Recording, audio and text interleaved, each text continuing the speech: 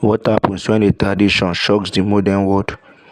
In a quiet Nigerian community, stories began circulating about a festival many people had never heard of. Yes, once they did, it sparked outrage, debate, and deep cultural reflection.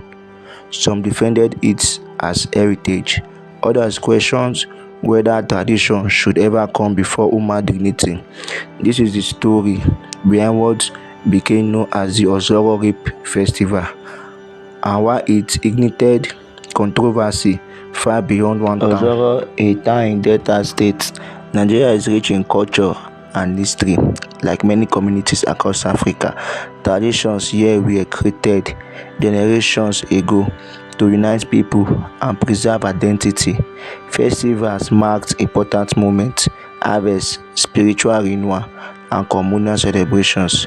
For elders, these customs represented continuity with the past, but as society changed and information spread through media and the internet, some traditions began facing new questions from a younger generation, and Ozoro soon found itself as the center of one of those conversations.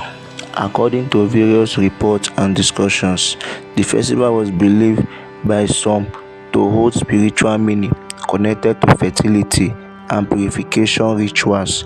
Supporters view it as misunderstood cultural symbolism passed down through oral history, but critics raise serious concerns, claiming that certain practices associated with the festival place women in vulnerable situations. For years, these conversations remained local, discussed quietly within the community. Then, social media changed everything. As stories spread online, attention grew rapidly. Nigerians across the country began debating the issue publicly. Was this culture being unfairly judged, or it's time for tradition to evolve? The controversy revealed a deeper conflict seen in many societies around the world. On one side were those who believe traditions must be protected to preserve identity and history, and the other were voices arguing that culture should never prevent progress or personal safety.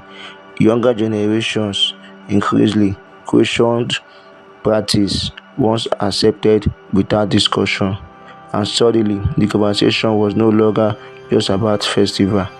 It became about how society balanced respect for heritage and changing moral standards. The story of Ozoro highlights an important truth.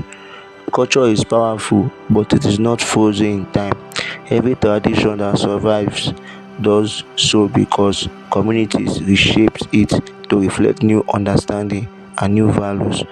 Around the world, society constantly redefined what should remain and what should change. And perhaps the real lesson is this: tradition is not weakened by evolution, it is strengthened by it, because the goal of culture has always been the same, not just to remember the past, but to protect the future. And so the question remains, for Ozoro and for every society: should tradition stay exactly as they were, or grow with the people who inherit them?